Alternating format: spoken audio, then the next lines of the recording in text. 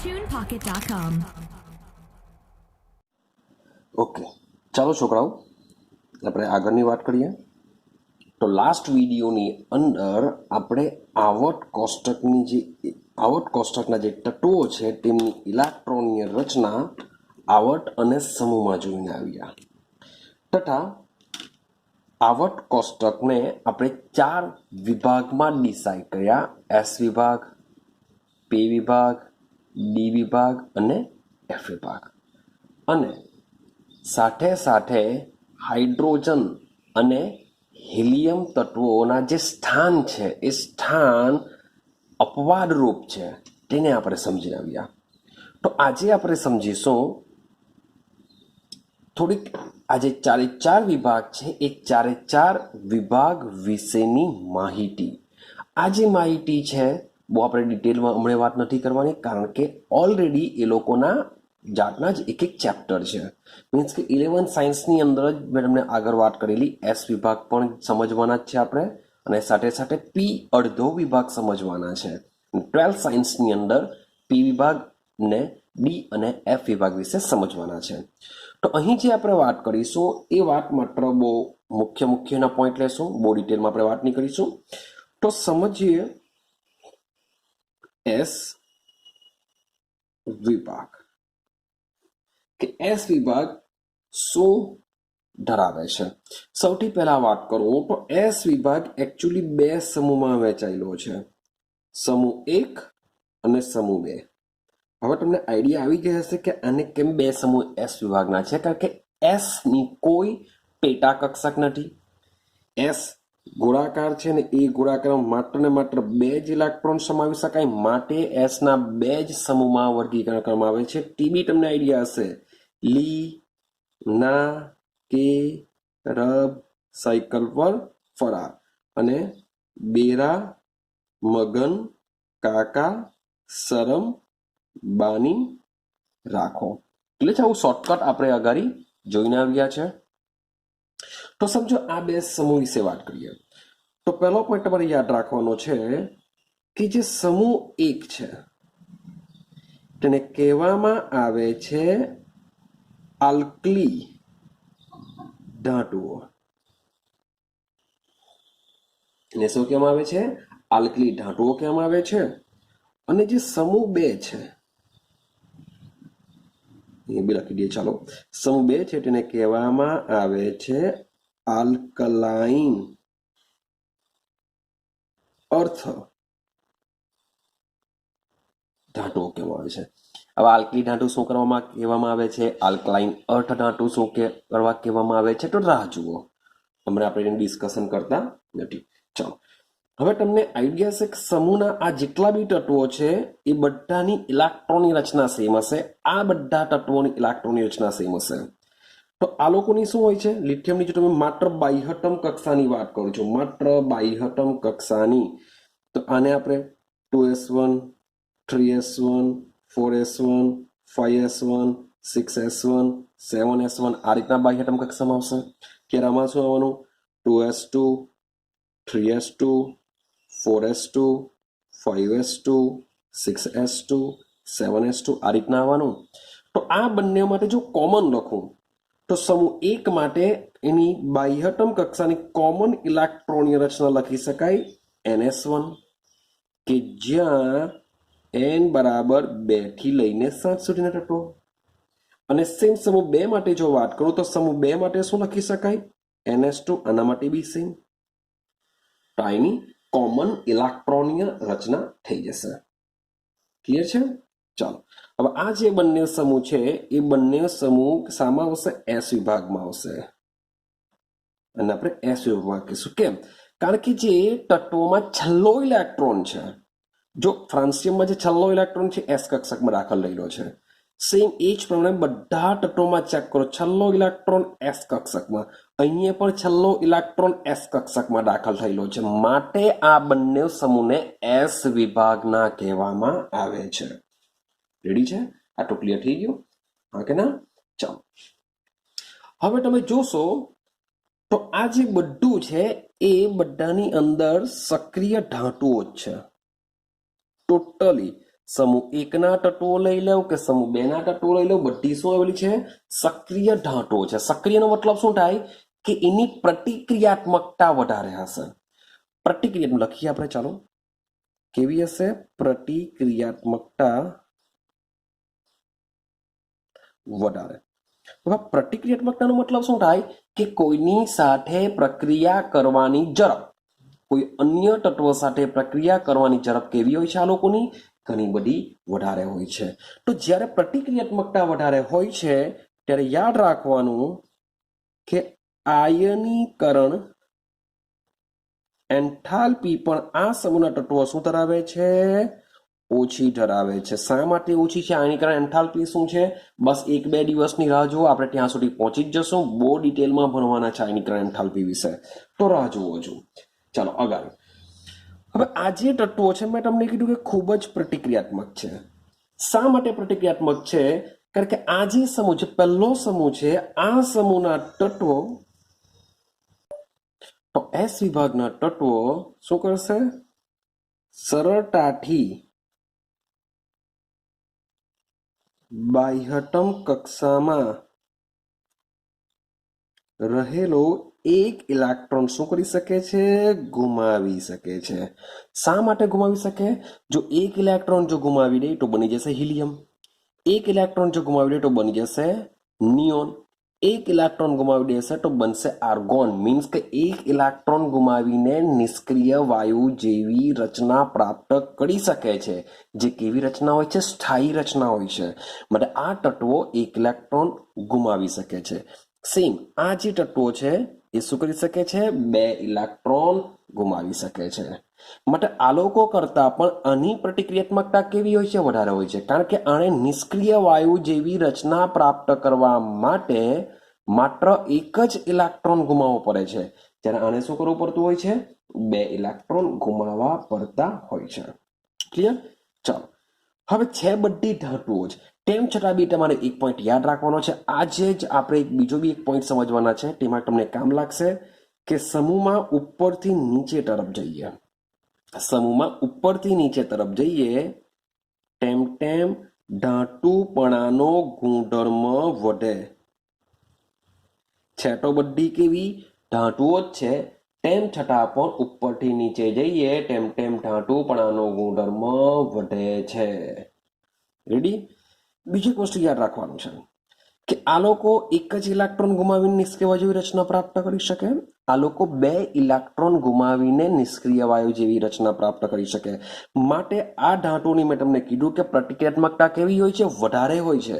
પ્રતિક્રિયાત્મકતા વધારે હોવાને લીધે આ બધી ધાતુઓ કુદરતમાં મુક્ત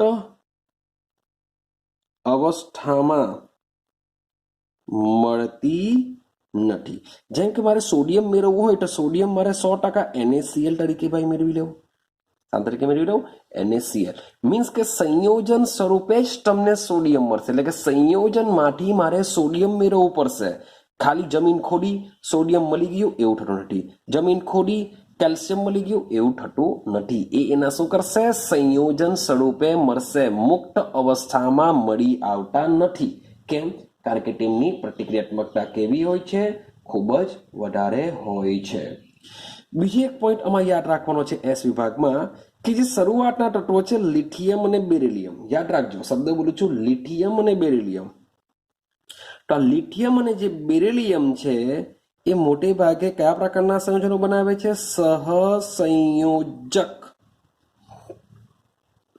સંયોજનો બનાવે છે. કયા પ્રકારના? સહસંયોજક સંયોજનો બનાવે છે. આના સિવાયના જે તત્વો છે એ બધા જ તત્વો આયનીય સંયોજન બનાવે છે. મીન્સ કે આ લોકો સહસંયોજક બંધથી જોડાયેલા હોય છે, જ્યારે અન્ય તત્વો જાણે કે NaCl તમે લઈ લો તો NaClમાં કયો બંધ હોય છે? આયનીય બંધ હોય છે. સેમ એ જ વસ્તુ LiCl લઈ લો, LiClમાં કયો બંધ હોય છે? સહસંયોજક બંધ હોય છે. ક્લિયર છે? તો આટલું તમારે એસ વિભાગમાં યાદ રાખવાનું હોય છે. ચાલો નેક્સ્ટ વિભાગ જઈએ. નેક્સ્ટ વિભાગ છે આપણો પી વિભાગ. નેક્સ્ટ વિભાગ કયો છે આપણો પી વિભાગ. ચાલો તો વાત કરીએ પી વિભાગની. સૌથી પહેલા તમને કહું કે પી કક્ષકની વાત કરો. પી કક્ષક કઈ છે? પીએક્સ, પીવાય, પીઝેડ. 3 પી કક્ષક છે. એક કક્ષકમાં વધુમાં વધુ 2 ઇલેક્ટ્રોન ભરાય, માટે ટોટલ ઇલેક્ટ્રોન કેટલા ભરાય? 6 ઇલેક્ટ્રોન ભરાય. માટે જે પી વિભાગ છે એ પી વિભાગ તમે 13 થી લઈને જે 18 સમૂહનો બનેલો હોય છે, એટલે ટોટલ તમે ગણશો 13 થી 18 તો 6 સમૂહનો બનેલો હોય છે. જે પી વિભાગ છે, પી વિભાગ કેટલા સમૂહનો બનેલો હોય છે? 6 સમૂહનો બનેલો હોય છે. આ બધાની શોર્ટકટ મેં તમને આપેલી હોય છે. ક્લિયર છે? ચાલો હવે બીજી વસ્તુ કે આ જે એસ વિભાગ છે અને જે પી વિભાગ છે, આ બંને વિભાગમાં આવેલા જે તત્વો છે આ તત્વોને પ્રતિનિધિ તત્વો કહેવામાં આવે છે. અને શું કહેવામાં આવશે? પ્રતિનિધિ તત્વો, અથવા એક બીજો શબ્દ મૂકેલો છે મુખ્ય સમૂહ તત્વો કહેવાશે. પ્રતિનિધિ તત્વો અથવા મુખ્ય સમૂહ તત્વો. કારણ કે આવર્ત કોષ્ટકમાં આ જે તત્વો છે એ તત્વોનો ઉપયોગ તમે ઘણી બધી વખત કરશો. મીન્સ કે લોકો ઘણા બધા સંયોજનો બનાવી રહ્યા છે. રેડી છે? માટે આને શું કહેશું આપણે? પ્રતિનિધિ તત્વો કહેશું. ચાલો હવે વાત કરીએ પી વિભાગના તત્વોની સામાન્ય ઇલેક્ટ્રોનીય રચના. સામાન્ય ઇલેક્ટ્રોનીય રચના. જો સમૂહ 13 ની વાત કરું, સમૂહ 13 ની વાત કરું તો સમૂહ 13 માં શું થાય? ચાલો સમૂહ 13 ની વાત કરીએ. થોડુંક બતાવી દઉં. બાલ, ગયે, સોરી ફોર ધેટ, ગયે, ઇન, ટાલ. આ રીતની ઇલેક્ટ્રોનિક કોન્ફિગરેશન હોય છે. ચાલો નંબરની વાત કરીએ. બોરોન હોય છે 5, 13, બીજા 8 ઉમેરો 21. જે ગેલિયમની વાત કરીએ, ગેલિયમનો ઇલેક્ટ્રોનિક કોન્ફિગરેશનની જો વાત કરીએ તો ગેલિયમનો નંબર 2, 8, 8, 18, 18, 32 ને તમે એ રીતના જો સેટલમેન્ટ કરશો તો તમને ગેલિયમની ઇલેક્ટ્રોનિક રચના 31 થઈ જશે. 18 એડ કરજો, 31 થઈ જશે. ક્લિયર છે? ચાલો સેમ વસ્તુ પાછું 18 એડ કરો, સેમ 32 એડ કરો, થેલિયમ માટે મળી જશે 81. આ રીતના ઇલેક્ટ્રોનિક પરમાણુ ક્રમાંક હોય છે. હવે આની બાહ્યતમ કક્ષાની જો ઇલેક્ટ્રોનિક રચના તમે જોશો તો આમાં શું થશે? 2s2 2p1. 1s2 હું લખતો નથી, હું માત્ર બાહ્યતમ કક્ષાની લખું છું. રેડી? તો આમાં શું થવાનું? ખાલી ક્વોન્ટમ આંક વધારતા જાઓ, મુખ્ય ક્વોન્ટમ આંક તમે વધારતા જાઓ, આખા સમૂહનું કોન્ફિગરેશન આ રીતના બની જશે. ક્લિયર છે? પણ તમે ચેક કરશો તો એની બાહ્યતમ કક્ષામાં 3 ઇલેક્ટ્રોન છે. તો યાદ રાખજો, સમૂહ 13 માં 10 ને કાઢી નાખો તો બાહ્યતમ કક્ષામાં 3 ઇલેક્ટ્રોન. તો સેમ વસ્તુ સમૂહ 14 માં શું થશે? સમૂહ 14 માં બાહ્યતમ કક્ષામાં 4 ઇલેક્ટ્રોન. સમૂહ 15 માં શું હશે? બાહ્યતમ કક્ષામાં 5 ઇલેક્ટ્રોન. સેમ વસ્તુ સમૂહ 16 માં બાહ્યતમ કક્ષામાં 6 ઇલેક્ટ્રોન હોય છે. સમૂહ 17 માં 7 ઇલેક્ટ્રોન હોય છે અને સમૂહ 18 માં બાહ્યતમ કક્ષામાં શું હોય છે? 8 ઇલેક્ટ્રોન આવેલા હોય છે. માટે મારે જો આ સમૂહના તત્વો, માન લો કે સમૂહ 13 માટે જો મારે કોમન લખવું હોય અથવા તો ભાઈ સામાન્ય ઇલેક્ટ્રોનની રચના લખવી હોય તો કેવી રીતે લખી શકાય? તો હું શું લખા? ઉમદા વાયુ. કારણ કે આની આગળ બધામાં helium, neon, argon, krypton, xenon એ રીતના મૂકા. તો ઉમદા વાયુ.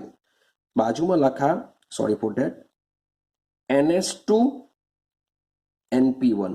તો સમૂહ 13 ના તત્વોની સામાન્ય ઇલેક્ટ્રોનની રચના થઈ જશે. જો સમૂહ 14 ની લખવી હોય તો સેમ ઉમદા વાયુ NS2 NP2 આવશે તો જ બાહ્યતમ કક્ષામાં 4 થવાના. આના માટે શું થશે? હવે માની લો કે હું માત્ર આ આખા સમૂહના તત્વોની કહેવાશે. હવે હું માત્ર લખું છું બાહ્યતમ કક્ષાની. બાહ્યતમ કક્ષાની જ્યારે લખીએ ત્યારે આ ઉમદા વાયુ બી લખવાની જરૂર નથી. માટે આપણે શું લખીશું? NS2 NP2 લખીશું. સેમ માન લો કે 17 માંથી લખવું હોય તો NS2, બોલો NP માં કેટલા હશે? 5 હશે તો જ 5 ને 2 7 થવા જોઈએ સમૂહ 17 માં. ક્લિયર થાય છે?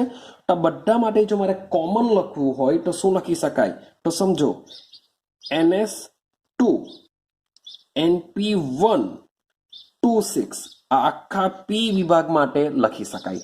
NS2 NP126 મીન્સ કે પી વિભાગમાં પી કક્ષકમાં 1 થી લઈને 6 ઇલેક્ટ્રોન આવી શકે. અથવા તો આવું લખી શકાય NS2 NP1 થી NS2 NP6 છે. બંને સેમ જ છે, મીન્સ કે મેં NS બંને માટે કોમન લઈ લીધેલો છે. NP1 થી 6 તે એમાં આ રીતના દર્શાવેલું છે. તો આ શું હોય છે? પી વિભાગના તત્વોની સામાન્ય ઇલેક્ટ્રોનીય રચના હોય છે કે જે NS2 NP1 એટલે કે 13મા સમૂહથી શરૂઆત કરી નિષ્ક્રિય વાયુ સુધી પી કક્ષક આવેલો હોય છે. અને જેવો આમાં તમારો ઇલેક્ટ્રોન ભરાશે છેલ્લે, ત્યાર પછી એ આવટ કમ્પ્લીટ થઈ જતી હોય છે. ક્લિયર છે? એટલે કે તમે જોશો તો ઉમદા વાયુ તત્વોમાં આવર્તનો છેલ્લો ઇલેક્ટ્રોન દાખલ થતો હોય છે કે જેમાં છેલ્લો ઇલેક્ટ્રોન દાખલ થઈ ગયો એટલે એ આવર્ત કમ્પ્લીટ થઈ જશે. પછીનો ઇલેક્ટ્રોન નવા એટલે કે હજુ વધુ ક્વોન્ટમ આંક એટલે કે હજુ વધુ મુખ્ય ક્વોન્ટમ આંક પાસે જશે. જેમ કે માની લો કે નિયોનની વાત કરું. હવે નિયોનની ઇલેક્ટ્રોનિક કોન્ફિગ્યુરેશન શું હશે? ચલો માની લો કે મેં હિલિયમ લખી દીધો 2s2 2p6 આ રીતના નિયોનની થઈ ગઈ. હવે પછીનો જે ઇલેક્ટ્રોન છે સોડિયમમાં જશે, આ સુધીનું નિયોન આ રીતના આપણે લખીએ છીએ, બાજુમાં જશે 3s1. તો આના કરતા તો ક્વોન્ટમ આંક વધી ગયો ને. એટલે કે જ્યારે પણ નિષ્ક્રિય વાયુમાં જે છેલ્લો ઇલેક્ટ્રોન દાખલ થઈને પી કક્ષક સંપૂર્ણ ભરાઈ જાય છે, ત્યાર પછીનો ઇલેક્ટ્રોન એ શું કરશે?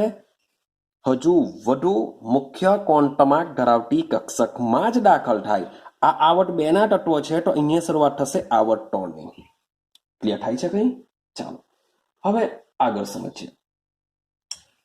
હવે આ જે નિષ્ક્રિય વાયુ જે છે 18મો સમૂહ છે, 18મો સમૂહની અંદર તમે જોશો તો 2s કક્ષક S કક્ષક અને જે પી કક્ષક છે એ પી કક્ષક શું છે? સંપૂર્ણ ભરાઈ ગયેલી છે. કેવી છે? સંપૂર્ણ ભરાયેલી છે. સંપૂર્ણ ભરાયેલી હોય તો મેં તમને આગળ વાત કરી એની સ્થાયિત્વતા કેવી હોય છે?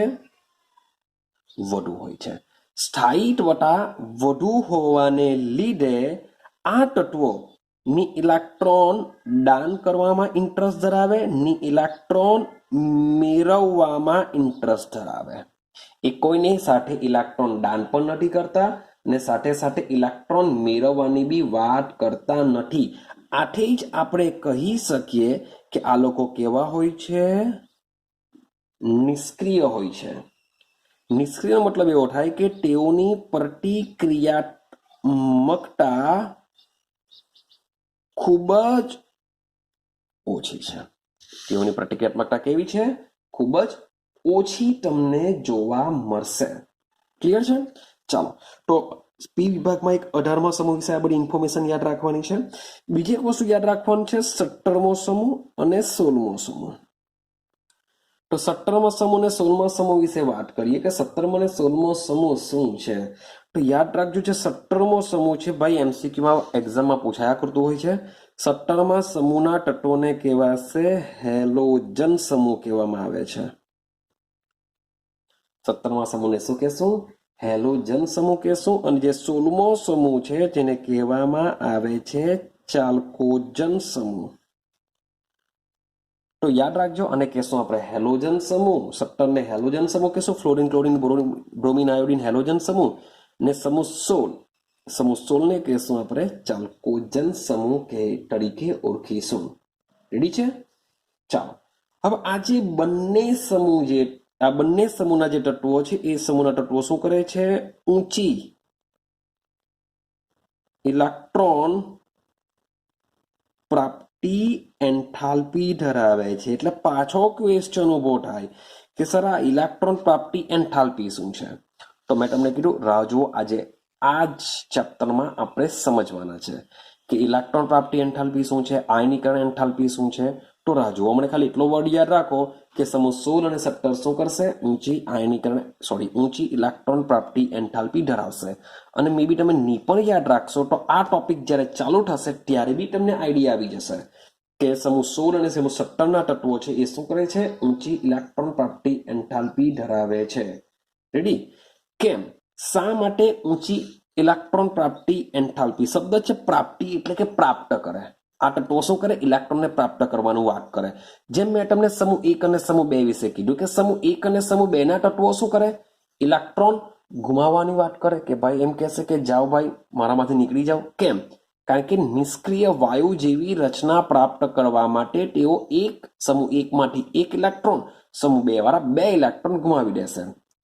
જ્યારે સમૂહ 17 ને 16 ની વાત કરીએ તો સમૂહ 17 ની બાહ્યતમ કક્ષામાં 7 ઇલેક્ટ્રોન, સમૂહ 16 ની બાહ્યતમ કક્ષામાં 6 ઇલેક્ટ્રોન અને સમૂહ 18 ની જો વાત કરો તો એની બાહ્યતમ કક્ષામાં 8 ઇલેક્ટ્રોન.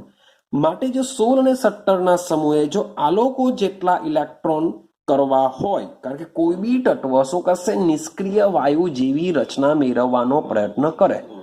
માટે સમૂહ 17 ના તત્વો શું કરશે? ભાઈ 1 ઇલેક્ટ્રોન મેળવવાની વાત કરે તો 8 થઈ જાય. સમૂહ 16 ના તત્વો શું કરશે? 2 ઇલેક્ટ્રોન મેળવવાની વાત કરે તો 8 ઇલેક્ટ્રોન થઈ જશે. એટલે કે 1 અને 2 ઇલેક્ટ્રોન મેળવીને આ સમૂહના તત્વો શું કરે છે? નિષ્ક્રિય વાયુ જેવી રચના સરળતાથી પ્રાપ્ત કરી શકે છે. માટે તેઓ શું કરશે? ઊંચી ઇલેક્ટ્રોન પ્રાપ્તિ એન્થાલ્પી ધરાવે છે. ક્લિયર થાય છે? હા કે ના? ચાલો હવે જે ધાત્વીય લક્ષણ છે એની વાત હું હમણાં કરતો નથી, કારણ કે આજે જ આપણે એ ટોપિક વિશે વાત કરવાના છે. પણ તે છતાં બી કહી રાખો, પી વિભાગની એક બીજી ખાસિયત આ છે કે પી વિભાગમાં ધાતુ પણ આવેલી છે, પી વિભાગમાં અધાતુ પણ આવેલી છે અને સાથે સાથે પી વિભાગમાં અર્ધ ધાતુ પણ આવેલી છે. જ્યારે બાકીના જે સમૂહ તમે જોશો તો એ ટોટલી મેટલ્સથી બનેલા છે. તમે એસ વિભાગ લઈ લો, ટોટલી મેટલ્સ. ડી વિભાગ લઈ લો, ટોટલી મેટલ્સ. એફ વિભાગ લઈ લો, મોટે ભાગે બધી મેટલ્સ. તો એસ, ડી, એફ આ ત્રણે ત્રણ સમૂહ શું બનેલી છે? મેટલ્સથી બનેલી છે. જ્યારે પી વિભાગ જે છે જેમાં મેટલ્સ પણ છે, નોન મેટલ્સ પણ છે અને સેમી મેટલ્સ પણ છે. તો આના માટેનો બી એક કન્સેપ્ટ તમારે યાદ રાખવો પડશે કે સમૂહમાં ઉપરથી નીચે મેં તમને એસ વિભાગમાં કીધું ધાતુપણાનો ગુણધર્મ વધે. ને યાદ રાખજો, આવર્તમાં ડાબી બાજુથી જમણી બાજુ, આપણે આ જ વસ્તુ યાદ રાખજો. ઉપરથી નીચે શું થાય? ડાબી બાજુથી જમણી બાજુ શું થાય? તો ડાબી બાજુથી જમણી બાજુ તરફ જઈએ તેમ તેમ અધાતુપણાનો ગુણધર્મ વધે. જો ઉપરથી નીચે ધાતુપણાનો ગુણધર્મ વધે અને ડાબી બાજુથી જમણી બાજુ અધાતુપણાનો ગુણધર્મ વધે, એટલે કે ડાબી બાજુથી તમે જમણી તરફ જશો તેમ તેમ અધાતુના ગુણ વધતા જાય અને ઉપરથી નીચે જશો તેમ તેમ ધાતુપણાના ગુણધર્મ વધતા જાય છે. તો આ બે કન્ડિશન યાદ રાખજો.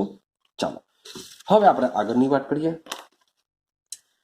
આગળનો આપણો સમૂહ લઈએ આપણે ડી વિભાગ. ચલો તમે જ મને કહો કે વિચારો ડી વિભાગમાં કેટલા સમૂહ હશે? ડી વિભાગમાં કેટલા સમૂહ હશે? ભાઈ જે ડી કક્ષક છે એ ડી કક્ષકની કેટલી પેટા કક્ષકો છે? 5 પેટા કક્ષકો છે. માટે જે ડી વિભાગ છે, ડી વિભાગ 10 સમૂહમાં વહેંચાયેલો હોય છે. આ 10 સમૂહ કયા છે? તો 3 થી લઈને તમે 12 સુધી જાઓ, કારણ કે જે પહેલો ને બીજો છે એસ વિભાગ કયો ધરાવે? પહેલો ને બીજો ધરાવે. ને 13 થી લઈને જે 18 છે, 13 થી લઈને 18, 13 થી લઈને 18 કોણ ધરાવે છે? ભાઈ પી વિભાગ ધરાવે છે. તો 3 થી 12 શું આવશે? ડી વિભાગ આવશે. ક્લિયર? તો જે ડી વિભાગ છે એ એસ અને પી વિભાગની વચ્ચે આવેલો હોય છે. એટલે કે આના જે ગુણધર્મ છે એ એસ અને પી ની વચ્ચે સંક્રાંતિ પામે છે. માટે યાદ રાખો કે આ જે ડી વિભાગ છે એમાં આવેલા તત્વોને સંક્રાંતિ તત્વો કહેવામાં આવે છે. આઈડિયા આવે છે? અને શું કહેશું આપણે? સંક્રાંતિ તત્વો કહેશું. ડી વિભાગના તત્વોને કહેવામાં આવે છે સંક્રાંતિ તત્વો. ક્લિયર છે? કારણ કે મોટે ભાગે આ તત્વો કેવા હોય છે? રંગીન તત્વો હોય છે. મોટે ભાગે તેઓ કેવા હોય છે? રંગીન તત્વો હોય છે. ચાલો હવે અગત્યની વાત કરીએ. હવે આ જે તત્વો છે એની સામાન્ય ઇલેક્ટ્રોનની રચના મોટે ભાગે તમને એક્ઝામમાં જોવા મળતી હોય છે. સામાન્ય ઇલેક્ટ્રોનની રચના ક્યાં ડી ક્યાં એફ. જો સામાન્ય ઇલેક્ટ્રોનની રચના પૂછવી હોય તો શું થશે? ક્યાં ડી ત્યાં F2 માંથી એક જ વિભાગની મોટે ભાગે એ લોકો પૂછતા હોય છે. તો ડી વિભાગની સામાન્ય ઇલેક્ટ્રોનની રચના યાદ કરો ભાઈ. પહેલા 4s માં ઇલેક્ટ્રોન જાય ને પછી 3D માં જાય છે. પહેલા 4s અને પછી 3D માં ઇલેક્ટ્રોન જશે. માટે જે ક્વોન્ટમ આંક છે ડી નો તે અહીંયા 3 આવે છે, એસ માં કેટલો આવે છે 4 આવે છે. માટે ડી માટે મારે લખવું પડશે n-1 ડી. શું લખાવું? n-1 D. ડી માં કેટલા ઇલેક્ટ્રોન જાય? 1 થી લઈને 10 ઇલેક્ટ્રોન જશે. 1 થી લઈને 10 ઇલેક્ટ્રોન જશે. અને સેમ અહીંયા છે 4 માટે હું લખા માત્ર ns. ns માં એકચ્યુઅલી જશે 2 પણ અહીંયા લખીશું આપણે 0 થી 2. હવે તમે કહેશો સર 0 કેવી રીતના? તમે કહેશો 0 કેવી રીતના? કારણ કે 2 જ વિચિત્ર છે આમાં. એક તો છે ક્રોમિયમ તમે જોઈને આવ્યા, એક છે કોપર જોઈને આવ્યા, કે જેમાં ઇલેક્ટ્રોનિક કોન્ફિગરેશન 4s1, અહીંયા બી 4s1 થઈ જાય છે, અહીંયા થઈ જશે 3d5, અહીંયા થઈ જશે 3d10. તો સર અહીંયા તો એક ઇલેક્ટ્રોન છે જ ને બાકીના બધામાં જ 4s2 છે. બાકીના બધામાં 4s2 છે તો 2 લખ્યા બરાબર છે, પણ 0 કેમ? તો ભાઈ આ માત્ર આ ટોટલી ડી વિભાગની છે. મીન્સ કે આ તો હજુ 3D વિભાગના તત્વો છે 21 થી 30. સેમ એ જ પ્રમાણે તમે 4D શ્રેણી બી આવશે, 5D શ્રેણી બી આવશે ને 6D શ્રેણી બી આવશે. આ ટોટલી ડી કક્ષકમાં આવશે. ને આ જે બધી શ્રેણીઓ છે એ શ્રેણીમાં તમને 0 પણ જોવા મળી શકશે. એસ કક્ષકમાં 0 પણ જોવા મળી શકે છે. માટે તેઓની સામાન્ય ઇલેક્ટ્રોન રચના આપણે આ રીતના યાદ રાખીશું: n-1 ડી 1 to 10 ns 0 થી 2. માન લો કે હું n બરાબર મિનિમમ 100% તમારે 4 તો લેવો જ પડશે. મિનિમમ કેટલો લેવો પડે? 4. મેક્સિમમની જો વાત કરીએ તો મેક્સિમમ એ લોકો 6D સુધી જાય છે. તો એકચ્યુઅલી n બરાબર મેક્સિમમ તમારે 7 લેવો પડશે. ભાઈ મહત્તમ કેટલો આવી શકે? મહત્તમ 7. અને મિનિમમને ગુજરાતીમાં કહેશું ન્યૂનતમ. ઓકે, ન્યૂનતમ. તો ન્યૂનતમ કેટલો હોય છે? 4 હોય છે. મીન્સ કે અહીંયા જો 4 મૂકો તો 4 ઓછા 1 મીન્સ કે બની ગઈ 3D 1 - 10. અહીંયા થઈ ગઈ 4s 0 થી 2. તો આ થઈ જશે એકચ્યુઅલી જ્યારે 3D કક્ષકની જો પૂછલી હોય તો અહીંયા 1 આવશે, 1 થી 2 આવશે. જ્યારે 0 થી 2 નહીં આવશે, કારણ કે 3D કક્ષકમાં એસ કક્ષકમાં બધે જ એક ઇલેક્ટ્રોન તો હોય જ છે. સોરી ફોર ધેટ, 2 તત્વો છે ક્રોમિયમ અને કોપર, જેમાં 1 હોય છે, બાકીના બધામાં 2 હોય છે. માટે 1 થી 2 લખવું પડશે. પણ જ્યારે આપણે વાત કરીએ 4D, 5D, 6D, એમાં કેટલાક તત્વો એવા છે કે જેમાં 0 પણ હોય છે. માટે એ બધા માટે કોમન આપણે યાદ રાખીશું કે n-1 ડી 1 to 10 ns 0 થી 2. રેડી? મેં તમને અગાડી જ વાત કરી કે જે ડી વિભાગ છે, ડી વિભાગમાં ટોટલ કેવી આવેલી છે? ધાતુઓ આવેલી હોય છે. આ ધાતુઓને કહેવામાં આવે છે સંક્રાંતિ ધાતુઓ કહેવામાં આવશે. શું કહેવામાં આવશે? સંક્રાંતિ ધાતુઓ. આ બધી ધાતુઓ કેવી હોય છે? રંગીન હોય છે, કલરિંગ હોય છે. શું હોય છે? કલરિંગ. તમને કહેવામાં આવે છે કે ભાઈ કોપર સલ્ફેટનો રંગ ભૂરો રંગ હોય છે. તો ભાઈ એ જે ભૂરો રંગ હોય છે એ કોને લીધે હોય છે? Cu+2 ને લીધે હોય છે, કોપર. ને કોપર કયા વિભાગની ધાતુ છે? ડી વિભાગની ધાતુ છે. ક્લિયર થાય છે?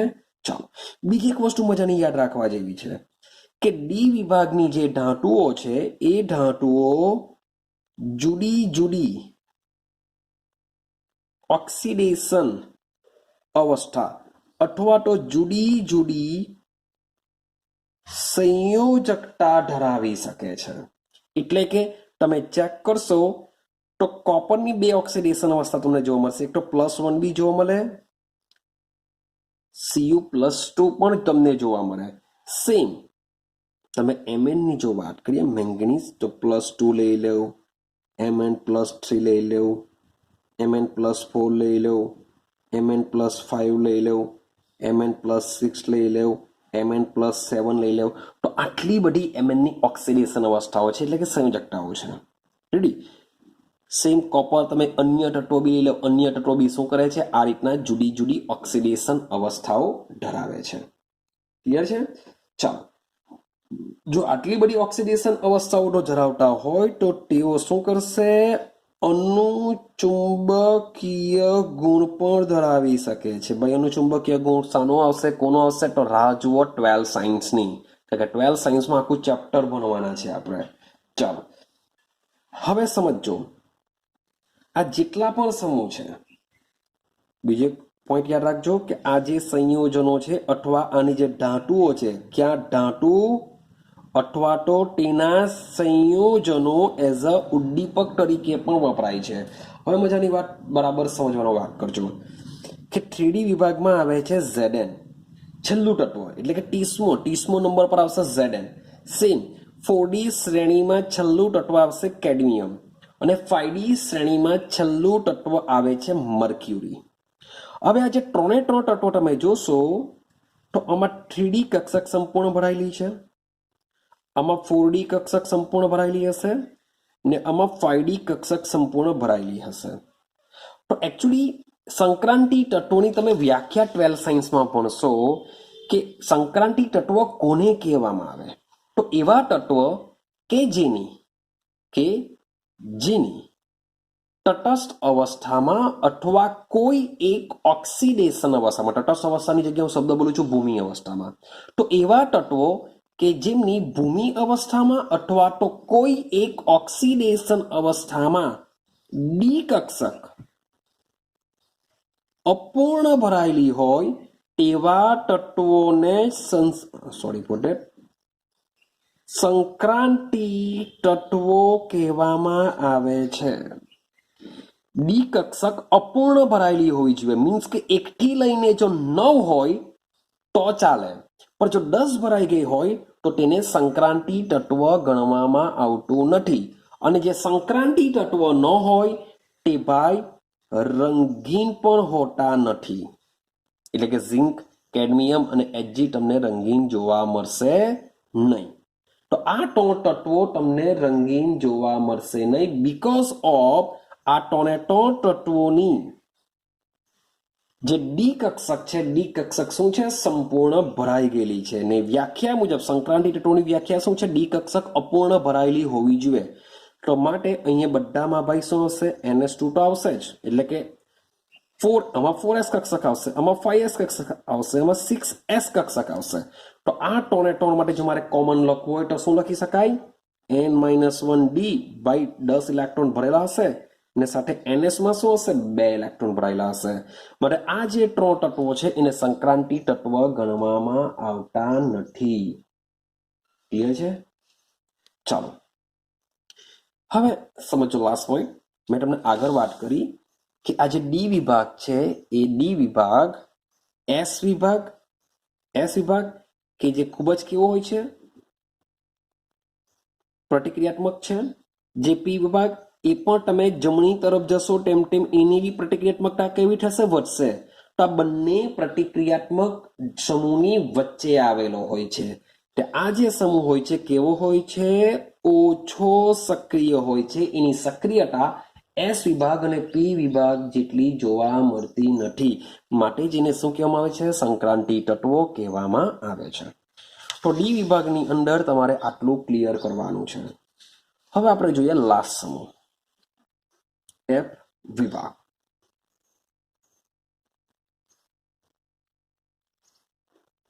ચલો સમજો ભાઈ એફ વિભાગના તત્વો શું કહેવા માંગે છે. તો સૌથી પહેલા જે એફ વિભાગના તત્વો છે, આ તત્વોને દર્શાવવા માટે આવર્ત કોષ્ટકમાં શું કરવામાં આવે છે, આડી હરોળમાં નીચે દર્શાવવામાં આવે છે. ક્યાં દર્શાવવામાં આવે છે, આવર્ત કોષ્ટકમાં તમને 2 આડી હરોળમાં નીચે દર્શાવવામાં આવે છે. હવે સેમ વસ્તુ જે એફ વિભાગ છે એમાં લઈ લઈએ આપણે એફ કક્ષક. એ એફ કક્ષકની પેટા 7 કક્ષકો છે. પેટા 7 કક્ષકો હોવાને લીધે તે 14 સમૂહમાં વહેંચાયેલો છે. તે કેટલા સમૂહમાં વહેંચાયેલો છે, 14 સમૂહમાં. તો 2 શ્રેણી છે, મીન્સ કે એક છે 4f શ્રેણી અને બીજી છે 5f શ્રેણી. એક છે 4f શ્રેણીનો મતલબ એવો થાય કે એમાં 4f કક્ષકમાં ઇલેક્ટ્રોન દાખલ થશે. 5f શ્રેણીનો મતલબ એવો થાય કે એમાં 5f શ્રેણીમાં ઇલેક્ટ્રોન દાખલ થશે. મેં તમને એવું બી કીધેલું છે કે અહીંયા જો 4f આવતું હોય તો બાજુમાં શું આવશે, 5d આવશે. એની બાજુમાં શું આવશે? 6p આવશે અને અહીંયા બી શરૂઆત 6s થી થશે. આ રીતના યાદ રાખવાનું 4f ને, કે આ તત્વોની છે બાહ્યતમ કક્ષામાં આ રીતના બધામાં ઇલેક્ટ્રોન ભરાવાના છે. આ કઈ આવર્તની વાત ચાલે છે? છઠ્ઠા આવર્તની. 4f છે જો 6s છે એટલે 100%ની વાત છે કે આવર્ત આ કયો હશે? છઠ્ઠો હશે. તો સમજો કે એસ નો મેં તમને આગળના વિડીયોમાં બી વાત કરેલી છે કે એસ નો જેટલો ક્વોન્ટમ આંક હશે એટલો જ પી નો હશે. પણ જ્યારે 4f ની શરૂઆત 4 થી થશે ત્યારે એની બાજુમાં તમને 5d જોવા મળશે. ક્લિયર છે? તો 4f ની શરૂઆત થશે છઠ્ઠા આવર્તથી. સેમ 5f ની જ વાત કરું તો 5f ની શરૂઆત થાય છે 7મા આવર્તમાં, લાસ્ટ આવર્તમાં. અને લાસ્ટ આવર્તમાં અહીંયા જો 5f લખું તો બાજુમાં એના કરતા એક વધુ ક્વોન્ટમ આંક ધરાવતો 6d આવશે ને 6d કરતા વધુ ધરાવતો 7p આવશે, કારણ કે લાસ્ટમાં તો 7p જ આવે આવર્તમાં. અને અહીંયા આવશે શરૂઆત થશે 7s થી. તો આ રીતના 5f કક્ષકમાં ઇલેક્ટ્રોન એટલે કે આવર્ત 7માં ઇલેક્ટ્રોન ક્રમશઃ દાખલ થાય, કે પેલા s ભરાશે, પછી f ભરાવાની શરૂઆત થાય, પછી d માં જશે, પછી જશે p માં. હવે આની વાત કરીએ. હું વાત કરું છું 4f ની. હવે 4f માં શું થશે? તો 4f માં જે શરૂઆત થાય છે સીરિયમ થી, કે જેનો પરમાણુ ક્રમાંક હોય છે 58. સીરિયમ થી શરૂઆત કરીને લ્યુટેશિયમ સુધી, મીન્સ કે સીરિયમ થી લ્યુટેશિયમ સુધીના 14 તત્વો હોય છે, મીન્સ કે આ હોય છે 71. ક્લિયર? તો આ જે શ્રેણી છે એકચ્યુઅલી આની અગાટલું તત્વ લેન્થેનમ છે. આની અગાટલું તત્વ શું છે? લેન્થેનમ. માટે આ તત્વોને લેન્થેનોઇડ શ્રેણી કહેવામાં આવે છે. લેન્થેનોઇડ શ્રેણી. બહુ ડિટેલમાં વાત નથી કરતો, કારણ કે 12th સાયન્સમાં આપણે ભણીશું ડિટેલની અંદર. તો આને શું કહેશું? લેન્થેનોઇડ શ્રેણી કહેશું. સેમ જે 5f સંક્રાંતિ શ્રેણી છે એની શરૂઆત થશે થોડિયમ. થોડિયમનો પરમાણુ ક્રમાંક હોય છે 90. તો 90 થી લઈને લોરેન્સિયમ, એલઆર મીન્સ કે લોરેન્સિયમ 103 તત્વ. તો આ જે થોડિયમની અગાડી એસી હોય છે એક્ટિનિયમ. એક્ટિનિયમ પરથી એને કહેશું આપણે એક્ટિનોઇડ્સ. એક્ટિનોઇડ શ્રેણી કહેશું. શું કહેશું એને? એક્ટિનોઇડ શ્રેણી. ચાલો, હવે આ તત્વોની યાદ રાખજો સામાન્ય ઇલેક્ટ્રોનીય રચના. આ ઇમ્પોર્ટન્ટ છે, મોટે ભાગે વારંવાર નીકળા કરતી હોય છે. મોટા ભાગે એસ અને પી તો બહુ કોમન છે, બહુ પૂછાય નહીં કરે, કારણ કે બહુ કોમન છે, જાણે કે બહુ ઇઝીલી યાદ રહી જશે. પણ જે ડી અને એફ છે એ થોડીક વિચિત્ર છે યાદ રાખવા માટે. ડી કરતા બી એફ વિચિત્ર હોય છે, માટે એક માર્ક્સ એમને મળતો નથી. માટે આની ઇલેક્ટ્રોન રચના મોટે ભાગે એક્ઝામમાં પૂછા કરતી હોય છે. હવે તમે વિચાર કરો કે એફમાં જ્યારે ઇલેક્ટ્રોન જશે તો એની બાજુમાં ડી કેટલો આવેલો છે? અહીંયા 4 હોય તો અહીંયા 5 હોય. તો માટે મારે જો બધાનો ક્વોન્ટમ આંક સેમ રાખવા હોય, એટલે કે જો બધા મીન્સ કે અહીંયા બી જતો હોય, અહીંયા બી જતો હોય, તો ભાઈ અહીંયા વધારે 6 છે. મુખ્ય ક્વોન્ટમ આંક આમાં 6 છે, આમાં 4 છે, આમાં 5 છે, આમાં 6 છે. તો માની લો કે હું n બરાબર 6 લેવું, તો આના માટે મારે શું લખવું પડશે? n-2 લખવું પડે. કારણ કે અહીંયા 6 જો મૂકું તો 6 ઓછા 2 તો 4f થઈ જશે. તો મારે શું લેવું પડશે? અહીંયા n બરાબર 6, એટલે માટે n-2 શું થશે? n-2. અહીંયા લખાવું f. ભાઈ કેટલા ઇલેક્ટ્રોન જઈ શકે? 1 થી 14 જઈ શકે. માટે n-2 f 1 થી 14. બાજુમાં કઈ આવશે? n-1 d આવશે, કારણ કે એનો ક્વોન્ટમમાં કોઈ છે 5d. અહીંયા બી ચેક કરો કે જો તમે 5f મૂકશો, અહીંયા જો n બરાબર 7 મૂકશો તો 7 ઓછા 2 5. તો n બરાબર 7 મૂકી, 7 ઓછા 1 જો કરીએ તો 6 આવવા જોઈએ, કારણ કે 6d. તો માટે n-1 d આવશે. ને n-1 d ની અંદર યાદ રાખજો 10 ઇલેક્ટ્રોન તમારે ભરવાના નથી. એટલે મીન્સ કે જ્યારે ડી વિભાગની વાત કરતા હશે ત્યારે એમાં 1 થી 10 ભરાશે. પણ આ એફ, આ શાની વાત કરીએ છીએ? એફ વિભાગના તત્વોની સામાન્ય ઇલેક્ટ્રોનની રચના વાત કરીએ છીએ. માટે એફ વિભાગમાં આમાં આવતું હોય છે, યાદ રાખજો 0 થી 1. ભૂલ નહીં કરતા. 0 થી 1. તમે 0 થી 10 લખશો, 1 થી 10 લખશો તો ખોટું જ કહેવાશે. એફ વિભાગની સામાન્ય ઇલેક્ટ્રોન રચનામાં આમાં 1 થી 14, n-1 d માં કેટલા આવશે? 0 થી 1 આવશે. રેડી? અને લાસ્ટમાં લાસ્ટ આપણે મૂકીશું ns. ns માં કેટલા આવશે? 2 આવશે. હવે તમે એમ કહેશો કે સર આવું કેમ, શા માટે આવું? તમે તો કીધું કે 6s છે, એ 6s માં સૌથી પહેલા ઇલેક્ટ્રોન દાખલ થાય, પછી આમાં જશે, પછી આમાં જશે, પછી આમાં જશે. તો ns ને ભાઈ છેલ્લે કેમ રાખ્યો? તો એના માટે બી રાહ જુઓ, તમને આઈડિયા થોડાક સમય પછી આવી જશે. શા માટે હું ns ને છેલ્લે મૂકું છું? રેડી? કારણ કે તમે જોશો તો n બરાબર જો તમે અહીંયા 6 મૂકો તો આ બનશે 4f, આ બનશે 5d, આ બનશે 6s. મીન્સ કે આના જે ઇલેક્ટ્રોન છે એ ઇલેક્ટ્રોન કેન્દ્રથી કેવા હોય છે? દૂર આવેલા હોય છે, માટે 6s. તો જ્યારે બહાર કાઢવાની વાત હોય છે ત્યારે સૌથી પહેલા આમાંથી જ ઇલેક્ટ્રોન દૂર થાય. ભલે દાખલ પહેલા એમાં થાય, પણ જ્યારે ઇલેક્ટ્રોનને દૂર કરવાની વાત આવશે ત્યારે બી સામારી દૂર થશે 6s, માટે એને છેલ્લે લખવામાં આવે છે. આ જ વસ્તુ છે 3d અને 4s, આમાંની સેમ આ જ રીતે લખાશે. મીન્સ કે જે ડી વિભાગના તત્વોની જે ઇલેક્ટ્રોનની રચના છે તેમાં બી સેમ આ જ રીતના કે ભલે 4s માં ઇલેક્ટ્રોન પહેલા દાખલ થાય, પછી 3d માં થાય, પણ જ્યારે ઇલેક્ટ્રોનિક કોન્ફિગરેશન લખીશું ત્યારે 3d પહેલા લખીશું, પછી 4s. કેમ કે જ્યારે ઇલેક્ટ્રોન બહાર કાઢવાની વાત આવશે ત્યારે 4s માંથી વહેલા નીકળશે. તો આ બધું યાદ રાખવાનું છે. ચાલો હવે એફ વિભાગના તત્વોની વાત કરો તો એફ વિભાગના તત્વોને કહેવામાં આવે છે આંતર સંક્રાંતિ તત્વો કહેવામાં આવે છે. એને શું કહેવાશે? આંતર સંક્રાંતિ તત્વો કહેવાશે. આ જેટલા બી છે એ બધી શું છે? ધાતુ છે. જેટલા બી તત્વો છે આ વિભાગના બધા જ ધાતુ તત્વો છે. ને આ જે શ્રેણી છે, શ્રેણીમાં મોટે ભાગે બધાના રાસાયણિક ગુણધર્મ કેવા હોય છે? સમાન તમને જોવા મળે છે. ચાલો, તો આ જે લેન્થેનોઇડ છે ને એક્ટિનોઇડ છે, 2 શ્રેણી આપેલી છે.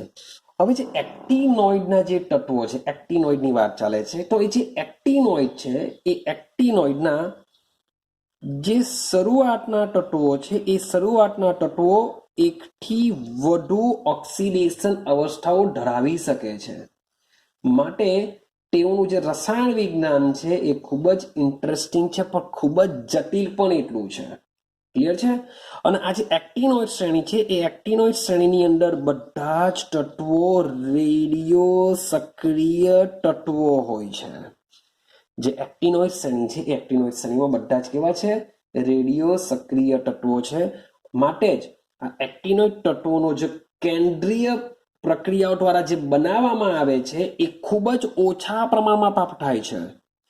કે જે એક્ટિનોઇડ છે એ એક્ટિનોઇડ કેવા? જ્યારે એને બનાવવામાં આવે છે ત્યારે ખૂબ જ ઓછા પ્રમાણમાં તમને મળે છે, ઓછા પ્રમાણમાં નેનોગ્રામમાં મળે છે. વિચાર કરો તમે, 10⁻⁹ ગ્રામ કેટલું મળશે તમને? 10⁻⁹ ગ્રામ જેવું તમને મળતું હોય છે. માટે આ તત્વોનો ખૂબ જ વધુ પ્રમાણમાં અભ્યાસ કરવામાં આવ્યો નથી, કારણ કે મળતા જ ઓછું હોય છે. સાથે સાથે રેડિયો સક્રિય તત્વો છે, માટે તેનો અભ્યાસ કેવો હોય છે? ખૂબ જ ઓછો કરવામાં આવતો હોય છે. ક્લિયર છે?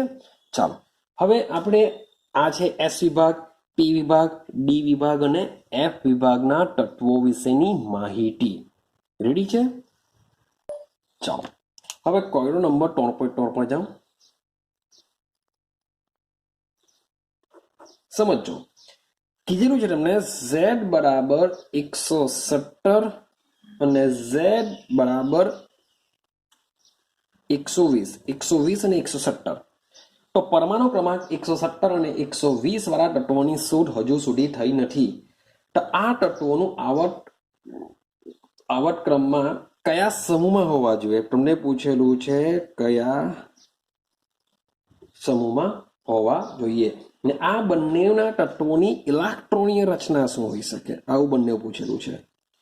તો એક શોર્ટકટ તમને આપું, એમ એકચ્યુઅલી કોઈ એવો નિયમ નથી, પણ શોર્ટકટ તમને આપું. જો તમે આવર્ત કોષ્ટકને ધ્યાનથી જોશો ને તો મોટે ભાગે તમારું જે છેલ્લું તત્વ 103 છે ને એ 103 ધરાવતું તત્વ એફ વિભાગમાં આવી જાય છે. એ મેં તમને હમણાં જ વાત કરી કે જે એફ વિભાગમાં જે તત્વ છે, મીન્સ કે જે એક્ટિનોઇડ શ્રેણી છે, એક્ટિનોઇડ શ્રેણીની શરૂઆત થાય છે થોડિયમથી લઈને લોરેન્સિયમ. તો 90 થી લઈને 103 સુધીના જે તત્વો છે બધા એફ વિભાગમાં આવી જશે.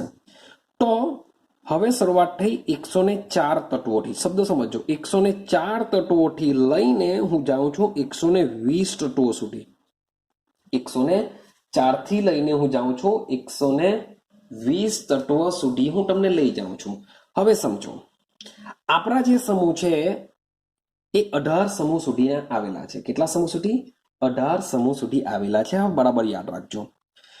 મારો જ નિયમ, એરસનો નિયમ છે એવું સમજીને ચાલજો. એવું કંઈ છે નથી, પણ હું જાતે મેં તમને યાદ રાખવા માટે કહું છું. તો આ જે 104 જે છે ને એ ભાઈ સમૂહ નંબર 4માં હશે, એટલે કે ડી વિભાગમાં હશે આ, કારણ કે 4 છે એટલે. સેમ ભાઈ 105 વાળું જે તત્વ હશે એ સમૂહ 5માં હશે. ચેક કરો તો કરી લેજો. ભાઈ 110 ની વાત કરીએ તો એ 10મા સમૂહમાં હશે. સેમ માન લો કે 118 નું જે તત્વો, હવે 117 પર જઈએ તો 117મું જે તત્વ છે કયા સમૂહમાં હશે? 17મા સમૂહમાં હશે. ને 17મા સમૂહ એટલે કોણ? Fluorine, chlorine, bromine, iodine, astatine. આવું આપણે સમજીએ છીએ. Fluorine, chlorine, bromine, iodine, astatine. અને તમારું નીચેનું જે 117મું તત્વ આ રીતના હશે. ખબર પડે છે કઈ? વાત કરીએ હવે 117 પછી 118 જઈએ તો 118 નું તત્વ ક્યાં આવશે? 18મા સમૂહમાં આવશે. તો હવે પાછા રિપીટેશન કરો તો 119મું જે તત્વ છે ફરીથી પાછું એસ વિભાગમાં જશે. એસ વિભાગના પહેલો સમૂહ અને બીજો સમૂહ. તો 120મું તત્વ ક્યાં જશે? બીજા સમૂહની અંદર. માટે જે આ 120મું તત્વ છે એ બીજો સમૂહ એટલે કોણ? યાદ કરો. Lithium, beryllium. તો બેરા, મગન, કાકા, સરમ, બાની, રાખો. આર એની નીચે શું આવશે? 120મું તત્વ આવશે. તો આ રીતના તમે મીન્સ કે થોડુંક જો મેમરાઇઝ કરો તો તમને આવડી જશે કે 104 થી લઈને પછીના કોઈ બી લઈ લો તો 104 થી લઈને 118 સુધી તો મીન્સ કે જે છેલ્લો ડિજિટ લઈ લો, આ ચોથા સમૂહમાં હશે, આ 5મા સમૂહમાં, આ 10મા સમૂહમાં હશે, આ 17મા સમૂહમાં હશે, આ 18મા સમૂહમાં હશે. જેવું 119 120 આવે તો એ પાછું એસ વિભાગમાં આવશે. માટે તમને આ રીતના ખબર પડી જશે કે કયા સમૂહમાં આવેલું છે. હવે બીજી વસ્તુ તમને એની શું પૂછેલી છે? ઇલેક્ટ્રોનની રચના બી પૂછેલી છે. તો ઇલેક્ટ્રોનની રચના શું થશે? તો તમને ફ્લોરીન, ક્લોરીન, બ્રોમીન, આયોડીન, એસ્ટેટાઇન હમણાં જ બધાની આપણે શું કરેલું છે? એકદમ સામાન્ય ઇલેક્ટ્રોનીય રચના આપણે હમણાં જોઈને આવ્યા. આપણે શું જોઈને આવ્યા? બધાની જ સામાન્ય ઇલેક્ટ્રોનીય રચના જોઈને આવ્યા છે. માન લો કે મારે તો માત્ર 117 પરમાણુ ક્રમાંક ધરાવતા તત્વ વિશે જ મારે તો લખવું છે.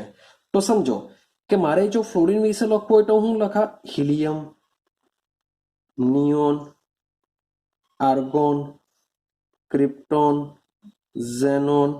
આમાં શું આવશે? રેડોન આવવાનો. શું આવશે? રેડોન. તો શરૂઆત થશે આમાં રેડોનની. આટલું ક્લિયર? શરૂઆત શેમાં થશે? રેડોનથી શરૂઆત થશે. હવે સમજો આ તત્વ એકદમ છેલ્લે આવેલું છે. રેડી?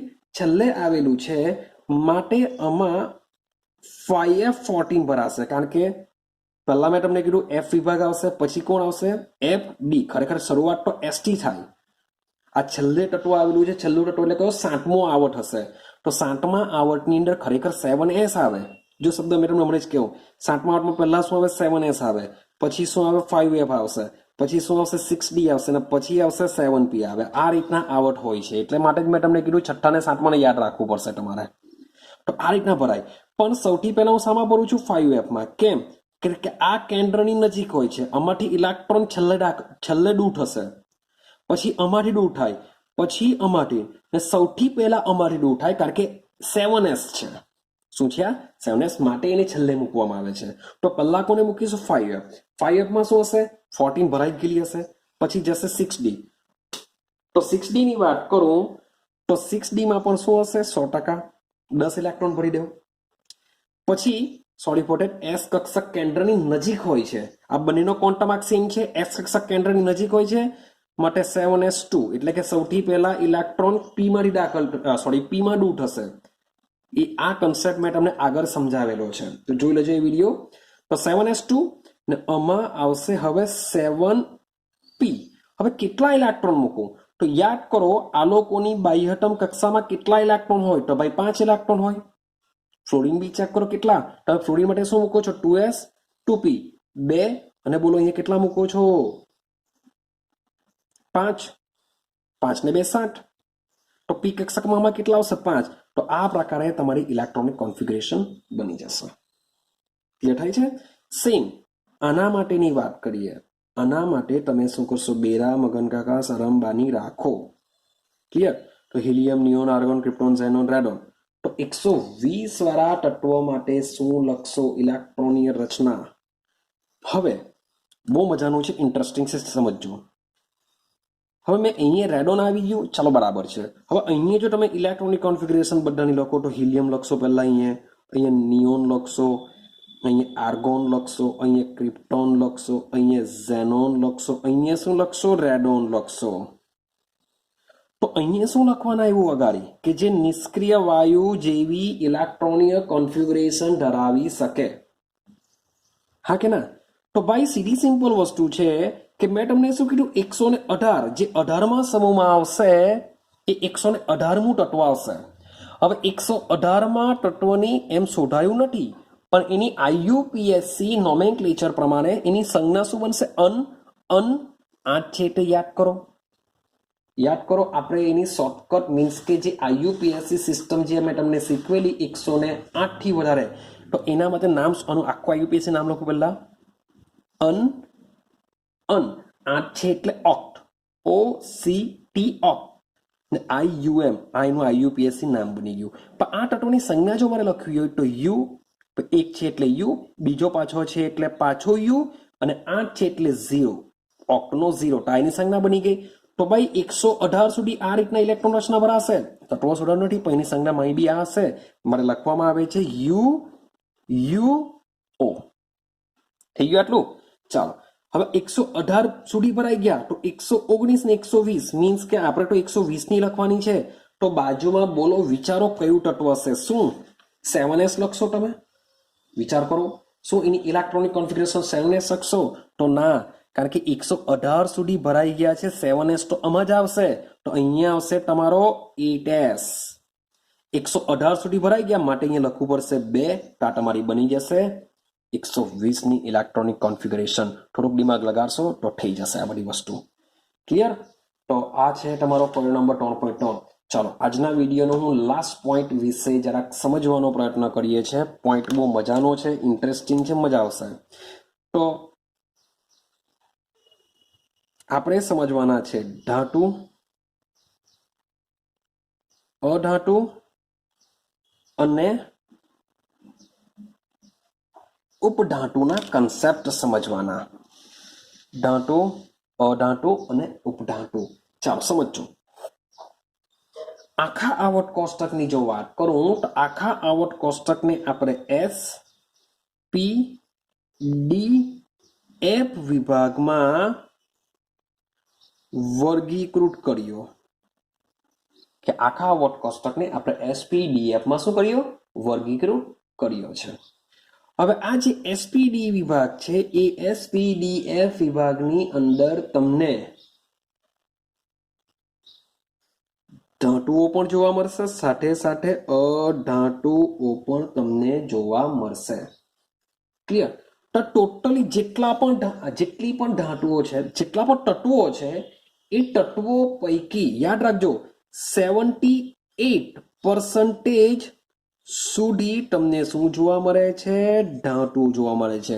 મીન્સ કે SPDF જેટલા પણ તત્વો હમણાં સુધી શોધાયા છે એ બધા જ તત્વો વિશે જો વિચારીએ તો એ બધા તત્વોમાં 78% જેટલી શું આવેલી હોય છે? ધાતુ આવેલી હોય છે. 78% તો ધાતુ છે. બાકીના ટકામાં, બાકી જેટલા બી ટકા બાકી રહ્યા હશે, મીન્સ કે 22 જેટલા ટકા, તો 22 જેટલા ટકાની અંદર તમને બે વસ્તુ જોવા મળશે. એક તો અધાતુ બી જોવા મળશે અને સાથે સાથે જોવા મળશે અર્ધ ધાતુ, જેને આપણે ઉપધાતુ કહેશું. તો આ બે વસ્તુ 22%ની અંદર તમને જોવા મળશે. તેમાં બી અધાતુનું પ્રમાણ વધારે હોય છે, અર્ધ ધાતુનું પ્રમાણ ખૂબ જ ઓછું હોય છે. ક્લિયર છે? આટલી વસ્તુ પહેલા વસ્તુ દિમાગમાં ફિટ કરો. ચાલો હવે આપણે સમજીએ ધાતુ વિશે કે ધાતુ શું છે, ક્યાં આવેલી હોય છે. તો સમજો, બરાબર સેન્ટેન્સ સમજો કે જે ધાતુની વાત જો કરું તો એ ધાતુ આવર્ત કોષ્ટકના ડાબી બાજુ તરફ આવેલી હોય છે. અને વાત કરું અધાતુ વિશે તો અધાતુ આવટ કોષ્ટકના જમણી બાજુ તરફ તમને જોવા મળશે. એટલે કે જે બી ડાબી બાજુ છે, ડાબી બાજુ કયો વિભાગ આવેલો છે? એસ વિભાગ આવેલો છે. બધી ધાતુ જ છે, મેં તમને કીધી. અને જમણી બાજુની વાત કરું તો જે પી વિભાગ છે, ખાલી પી વિભાગમાં જ અધાતુ છે. તો આ જે જમણી બાજુ પી વિભાગ આવેલો છે, જેમાં તમને શું જોવા મળશે? અધાતુ જોવા મળી શકે છે. રેડી?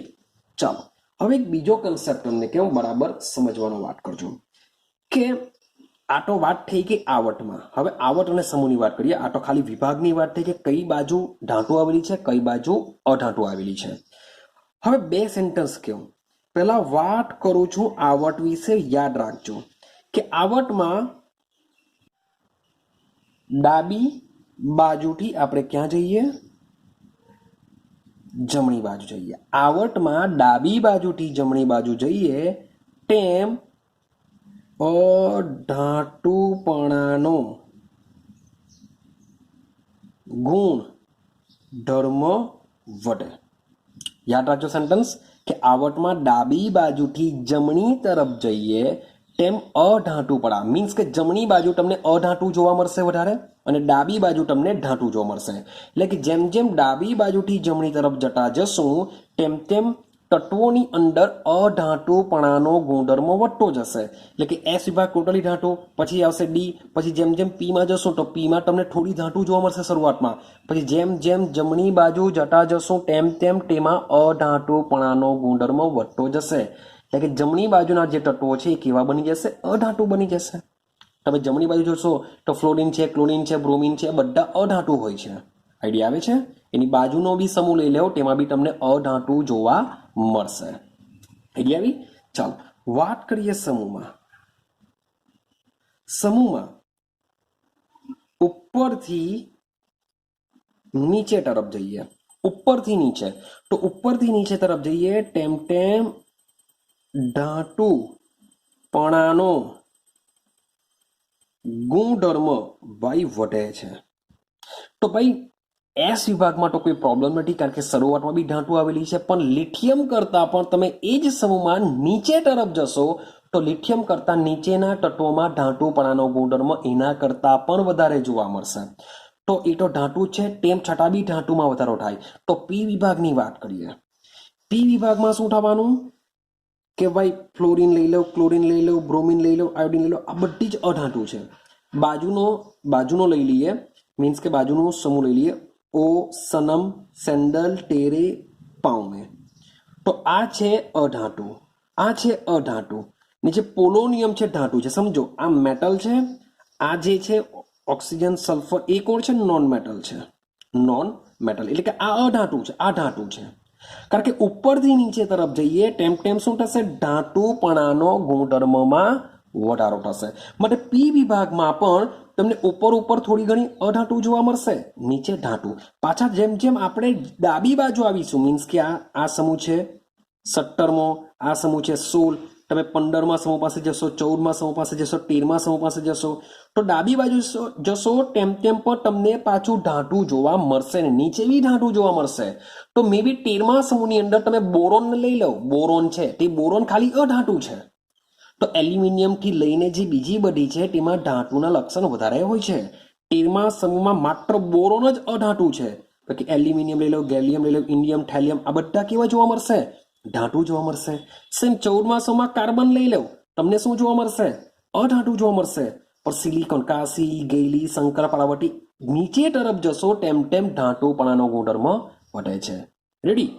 તો આ બે સેન્ટેન્સ જો તમે સમજો તો મેં તમને કીધું કે ધાતુમાંથી, સોરી ફોર અધાતુ ડીએ, અધાતુમાંથી ધાતુ સીધી જ બનતી નથી. અધાતુમાંથી ધાતુ સીધી જ બનતી નથી. એનો કહેવાનો મતલબ એવો છે, તમે કાર્બન લઈ લો, કાર્બન અધાતુ છે, કાસી ગયેલી. હવે તમે શંકર લેશો, પાર્વતી મીન્સ કે સ્ટેનસ લેશો, લેડ લેશો, એ બધી ધાતુ છે. તો અધાતુ ઉપર, ધાતુ નીચે, તો વચમાં જે સિલિકોન અને જર્મેનિયમ જે આવેલી હોય છે એ સિલિકોન અને જર્મેનિયમની અંદર ધાતુનો ગુણધર્મ બી જોવા મળશે, સાથે સાથે અધાતુનો ગુણધર્મ બી જોવા મળશે. સેમ એલ્યુમિનિયમ બી સેમ એવી જ છે, પણ મોટે ભાગે એમાં ધાતુપણાનો ગુણધર્મ વધારે હોય છે. આ બાજુ તમે જોવા મળશે, તમે સિલિકોન પકડો, ટેલુડિયમ પકડો, તો સિલિકોન અને ટેલુડિયમમાં તમને સેમ ધાતુનો ગુણધર્મ બી જોવા મળશે, અધાતુનો ગુણધર્મ બી જોવા મળશે, જેને તમારે આવર્ત કોષ્ટકમાં આડી ઝિગઝેગ રેખાથી પી વિભાગમાં દર્શાવવામાં આવ્યું છે. આ બધી શું હશે? અર્ધ ધાતુ હશે. આ બધી શું હશે? અર્ધ ધાતુ હશે, જેને આવર્ત કોષ્ટકમાં ત્રાંસી રેખાથી દર્શાવવામાં આવેલું છે. સર્પાકાર, ઝિગઝેગનો મતલબ થાય સર્પાકાર. તો તમારે આ બધા જે અર્ધ ધાતુ છે, જે સેમી મેટલ્સ કહેવાશે ને, સેમી મેટલ્સ, અર્ધ ધાતુ અથવા તો ઉપધાતુ બી કહી શકો છો એને. જે રીતના નામ યાદ રાખો, એના બધા એક્ઝામ્પલ યાદ રાખવાના છે. જેમ કે લઈ લો સિલિકોન, જર્મેનિયમ, શબ્દ બોલું છું જર્મેનિયમ, ત્યાર પછી આર્સેનિક છે, પછી લઈ લો ટેલુડિયમ, લઈ લો, શું લઈ લેશો? ટેલુડિયમ લઈ લો, એન્ટીમની, એસબી લઈ લો, એન્ટીમની લઈ લો. તો આ જે બધા તત્વો છે, એ તત્વો કોણ છે? અર્ધ ધાતુ અથવા તો ઉપધાતુ કહેવાશે. ક્લિયર? આને કહેવાશે મેટેલોઇડ્સ. ઇંગ્લિશમાં શું કહેવામાં આવે છે? ને મેટેલોઇડ્સ કહેવામાં આવે છે. શું કહેશું આપણે? મેટેલોઇડ્સ કહેશું. ક્લિયર? તો આ વસ્તુ હોય છે. પી વિભાગમાં મીન્સ કે તમને ધાતુ બી જોવા મળશે, અર્ધ ધાતુ બી જોવા મળશે અને ધાતુ બી જોવા મળશે. ચાલો હવે વાત કરીએ છીએ ધાતુ વિશે. વાત કરું છું, શબ્દ સમજજો. ધાતુમાં શું છે? તો મોટે ભાગે આ જે બધી જ ધાતુ છે 100%ની વાત છે ભાઈ, શામાં જોવા મળે? ઘન સ્વરૂપમાં જોવા મળશે. જ્યારે વાત કરું છું અધાતુની, તો અધાતુની વાત કરું તો અધાતુ તમને ઘન સ્વરૂપમાં પણ જોવા મળશે ને સાથે સાથે તમને જોવા મળશે વાયુ સ્વરૂપમાં પણ. શામાં જોવા મળશે? ઘન સ્વરૂપમાં જોવા મળશે, સાથે સાથે વાયુ સ્વરૂપમાં પણ તમને જોવા મળશે. બે સ્વરૂપમાં તમને જોવા મળતું હોય છે. એક જ તમારે અપવાદની વાત કરીએ. વાત કરીએ છે અપવાદ. તો મેં તમને કીધું કે ધાતુ મોટે ભાગે શામાં જોવા મળશે? ઘન અવસ્થામાં. તો એક જ અપવાદ તમારે યાદ રાખવાનો, એ છે પારો. શું છે પારો? પારો તમને ઓરડાના તાપમાને ભાઈ પ્રવાહી અવસ્થામાં જોવા મળશે. એક જ અપવાદ, કે અપવાદ તરીકે પારો. મોટે ભાગે બધી જ મેટલ્સ હોય છે ઘન અવસ્થામાં હોય છે, ખાલી અપવાદ તરીકે પારો તમને પ્રવાહી અવસ્થામાં જોવા મળશે. બીજી બે ધાતુ તમારે યાદ રાખવાની છે. એક છે ગેલિયમ, અને બીજી છે સીઝિયમ. કેમ? કારણ કે ગેલિયમનું જે ઉત્કલન બિંદુ છે 303 કેલ્વિન છે. ગેલિયમનું ઉત્કલન બિંદુ 303 અને સીઝિયમનું છે 302. હવે 302 ને તમે જો મીન્સ કે 27° સેલ્સિયસ ગણો, 27° સેલ્સિયસ, તો 27° સેલ્સિયસ ને માની લો કે 27 + 273 કરો, તો આન્સર કેટલો આવશે ખબર છે? 300 કેલ્વિન.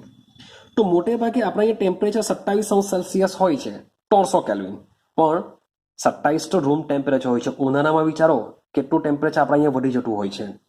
તો આ તો આપણા સુરતની વાત ચાલે છે. ઓલ ઓવર તમે બીજે બધે વિચારો તો ટેમ્પરેચર ઘણું બધું વધારે હોય છે.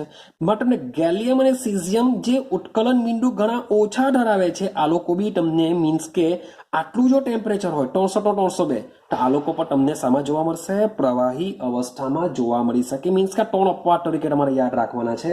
બાકીના બધા જ તમને ઘન અવસ્થામાં જોવા મળશે.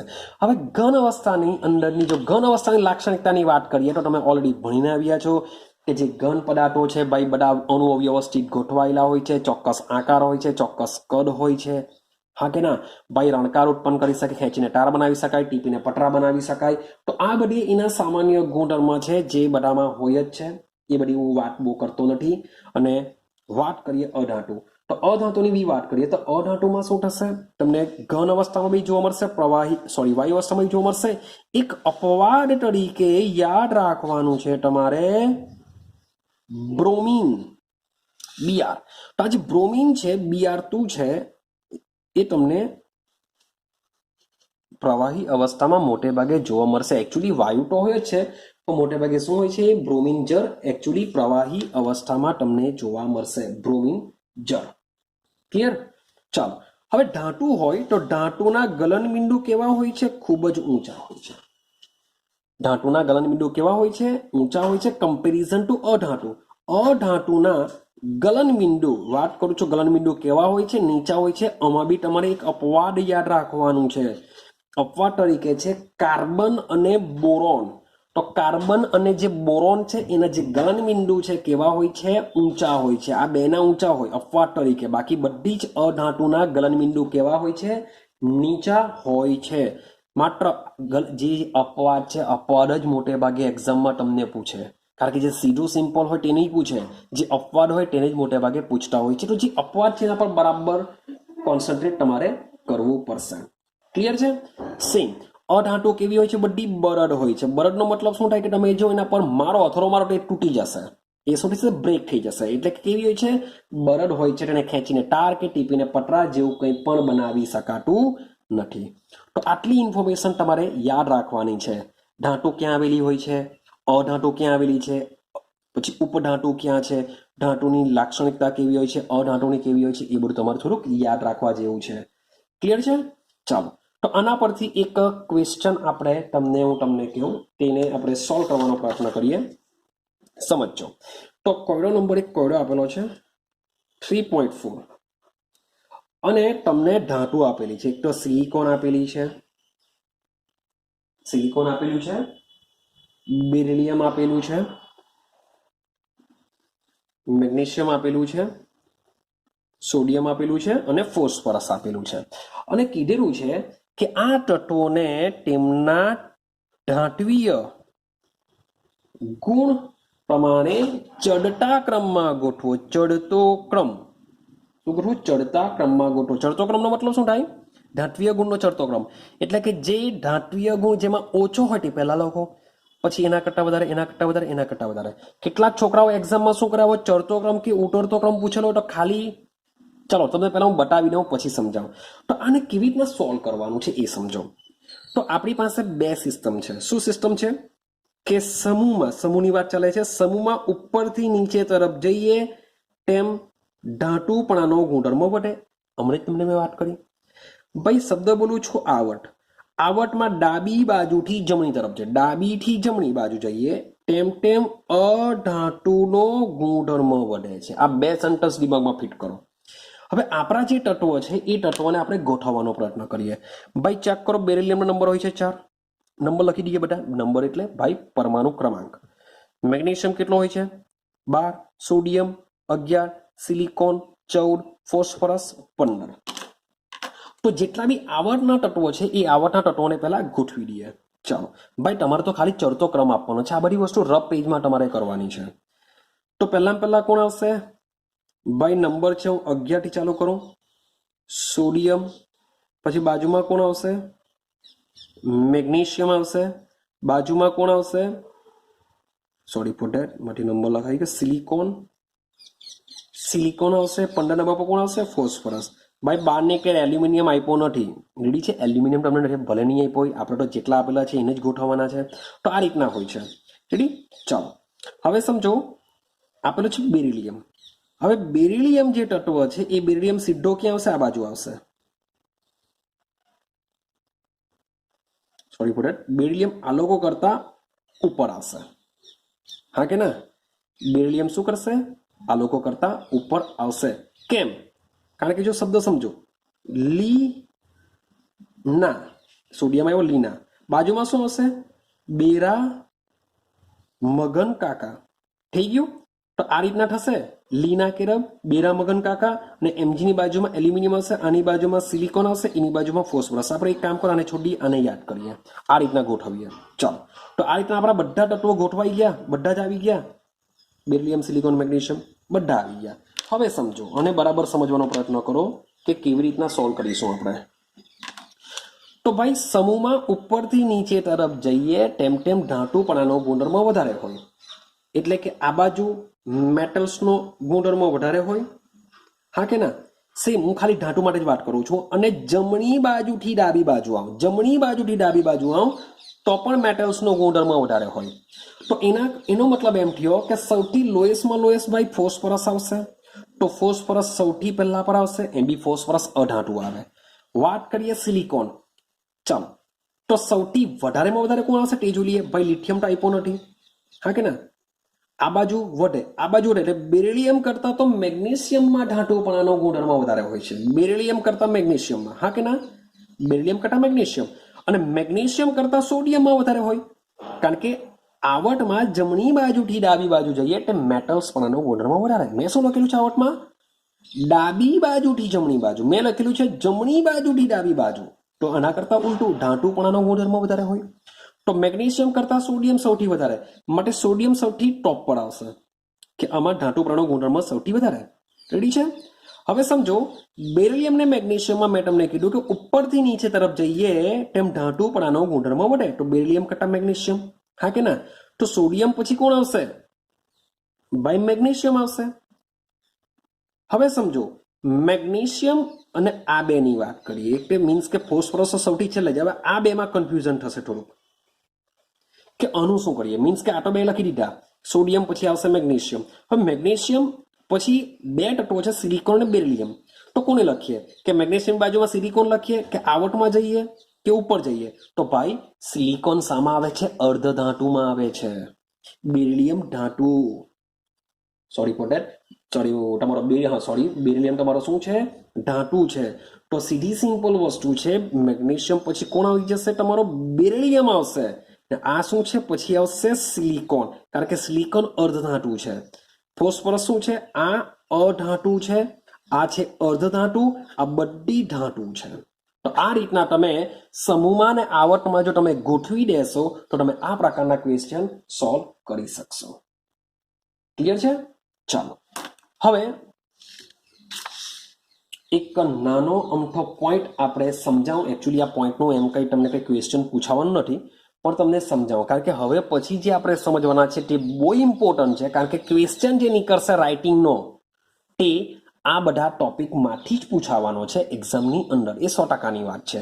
આગળના ટોપિકમાંથી મોટે ભાગે બહુ કંઈ નીકળતું હોતું નથી. જો પૂછાય તો ખાલી ઇતિહાસ જો મે બી પૂછી કાઢે તો કે ભાઈ આવટ કોષ્ટકનો ઇતિહાસ સમજાવો, એ જો પૂછી કાઢે તો બાકીના બધા ક્વેશ્ચન મોટે ભાગે એમસીક્યુમાં વારંવાર નીકળતા હોય છે.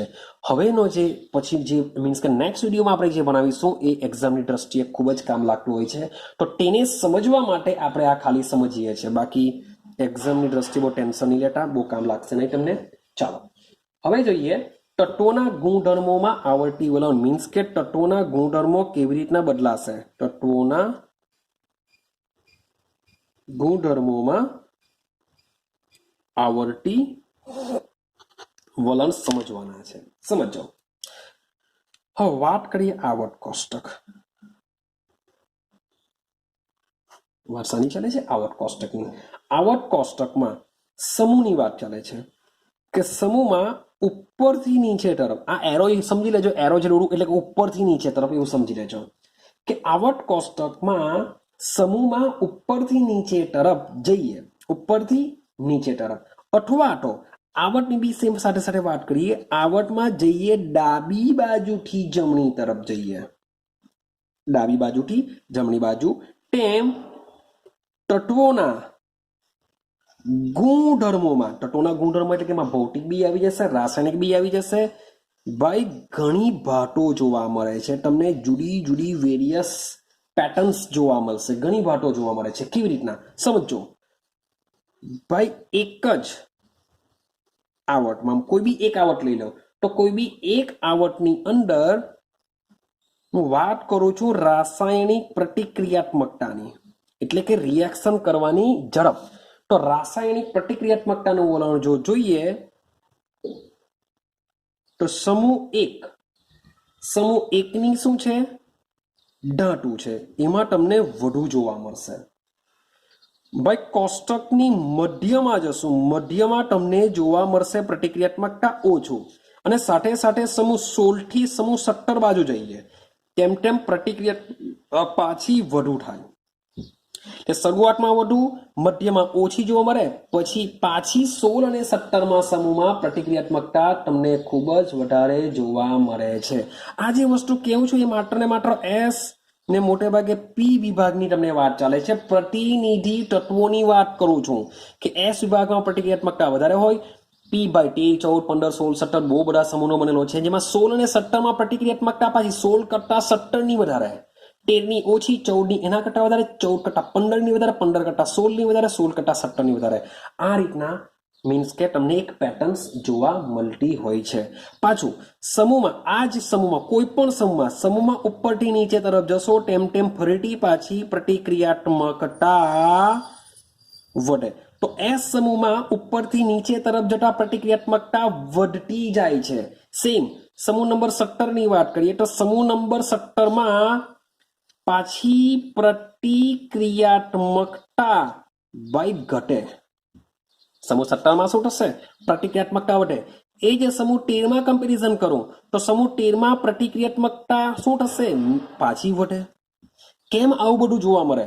ભાઈ સમૂહ 13 માં શું જોવા મળશે? ઉપર મે બી નોન મેટલ જોવા મળશે, નીચે તરફ પાછી શું જોવા મળશે? મેટલ્સ જોવા મળશે. સમૂહ 17 માં શું છે? સમૂહ 17 માં મોટે ભાગે બધી મેટલ્સ હોય છે, સોરી નોન મેટલ્સ હોય છે બધી, અને બધી નોન મેટલ્સ હોય છે. તો જે નોન મેટલ્સનું કદ નાનું હોય છે તેની પ્રતિક્રિયાત્મકતા વધારે હોય છે. મેટલ્સમાં જેનું કદ વધુ હોય છે તેની પ્રતિક્રિયાત્મકતા વધારે હોય છે. યાદ રાખજો આ કે ધાતુમાં જેનું કદ વધુ તેની રિએક્ટિવિટી એટલે કે તેની પ્રતિક્રિયાત્મકતા વધુ, રિએક્શન કરવાની ઝડપ વધારે હોય છે. જ્યારે નોન મેટલ્સમાં એટલે કે અધાતુમાં જેનું કદ નાનું તેની પ્રતિક્રિયાત્મકતા વધારે હોય છે. કેમ નાનું? તો એના વિશે આપણે ઘણું બધું સમજવાનું છે. જેનું કદ મોટું તો શા માટે પ્રતિક્રિયાત્મકતા વધારે? જેનું અધાતુમાં જેનું કદ નાનું તેની શા માટે પ્રતિક્રિયાત્મકતા વધારે?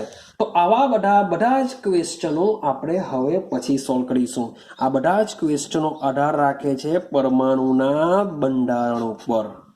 પરમાણુના બંધારણ ઉપર આધાર રાખશે, અને એ જે પરમાણુ બંધારણ છે એ કેવા મુજબના ગુણધર્મો ધરાવશે, એ ગુણધર્મો તત્વોની ઇલેક્ટ્રોનીય રચના ઉપર આધાર રાખશે. તત્વોની ઇલેક્ટ્રોનીય રચના ઉપર આધાર રાખે છે. રેડી? તો આ જે પરમાણુના જે ગુણધર્મો છે પરમાણુના બંધારણ પર આધાર રાખશે. પરમાણુનું જે બંધારણ છે એ કેવી રીતના તત્વોની અંદર ઇલેક્ટ્રોનિક કોન્ફિગરેશન છે એના પર બી આધાર રાખતું હોય છે. તો હવે પછીના ટોપિકની અંદર આપણે તત્વોના ગુણધર્મ વિશે સમજવાના. તત્વોના ગુણધર્મ બે પ્રકારના હોય છે. એક હોય છે ભૌતિક ગુણધર્મ, બીજા હોય છે રાસાયણિક ગુણધર્મ. આ ટોપિકની અંદર મીન્સ કે આપણા ચેપ્ટરની અંદર 11 સાયન્સ માટેના રાસાયણિક ગુણધર્મ વિશે બહુ ઓછી વાત કરીશું આપણે. કેમ?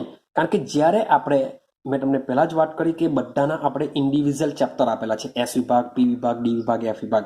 તો એમાં આપણે ભૌતિક કરતા રાસાયણિક ગુણધર્મ વિશે તેમાં વધારે વાત કરીશું. તો હાલમાં 11 સાયન્સની અંદર આ ચેપ્ટરમાં આપણે એના ભૌતિક ગુણધર્મ વિશે વધારે વાત કરીશું. રેડી? તો હવે પછીનું જે બી આવશે તે ભૌતિક ગુણધર્મ અને રાસાયણિક ગુણધર્મ વિશે આપણે સમજવાના છે. તો બસ વિડીયો આટલે સુધી જ આપણે આજે રાખીશું. આજે આપણે આટલે સુધીની જે વાત કરેલી છે થોડીક મજાની છે. એસ વિભાગ, પી વિભાગ, ડી વિભાગ, એફ વિભાગની વાત કરી, સાથે સાથે ધાતુ અધાતુ વિશે વાત કરી, અને થોડીક પ્રતિક્રિયાત્મકતા વિશે વાત કરી કે ભાઈ કયા તત્વોની પ્રતિક્રિયાત્મકતા વધારે હોય છે, કોની ઓછી હોય છે, તો શા માટે વધારે, શા માટે ઓછી, એનો આધાર પરમાણુના બંધારણ પર રહેશે. અને જે પરમાણુ બંધારણ છે એના ગુણધર્મ ડિસાઇડ કરશે. તો ગુણધર્મ બે પ્રકારના છે, ભૌતિક અને રાસાયણિક. તેને આપણે સમજવાનો હવે પ્રયત્ન કરીશું. તો નેક્સ્ટ વિડીયો જે બી હવે બનશે એ એક્ઝામની દ્રષ્ટિએ ખૂબ જ ઇમ્પોર્ટન્ટ છે. તમારી JEE નીટ એક્ઝામની દ્રષ્ટિએ પણ ઇમ્પોર્ટન્ટ રહેશે. જો પૂછાય ક્વેશ્ચન તો ઇમ્પોર્ટન્ટ રહી શકે છે. હું એમ નથી કહેતો કે આગળમાંથી નહીં પૂછી શકાય, પણ આગળના જે કન્સેપ્ટ છે મોટે ભાગે કેવા હોય છે, એમાં કોઈ ટ્વિસ્ટેડ વસ્તુ જેવું કંઈક બહુ આવતું નથી. પણ હવે પછીના જે કન્સેપ્ટ છે એમાં ટ્વિસ્ટેડ વસ્તુ આવી શકે છે, ક્વેશ્ચન ટ્વિસ્ટ કરી શકાય છે. ને JEE નીટમાં કંઈ સીધા સિમ્પલ ક્વેશ્ચન પૂછાતા નથી, ટ્વિસ્ટ જ કરેલા હોય છે. માટે પાછળના ભાગમાંથી ક્વેશ્ચન પૂછાવાના ચાન્સ તમારા JEE નીટમાં હોય છે. રેડી? તો એક્ઝામની દ્રષ્ટિએ બી ઇમ્પોર્ટન્ટ છે, રાઇટિંગમાં પણ, સાથે સાથે VSQમાં પણ. તો મીન્સ કે હવે પછીના જે નેક્સ્ટ વિડીયો છે એને બરાબર સમજીને અને સાથે સાથે લખીને તમારે મોરે કરવા પડશે. તો મળીશું આપણે નેક્સ્ટ વિડીયોની અંદર. રેડી? ઓકે, ચાલો.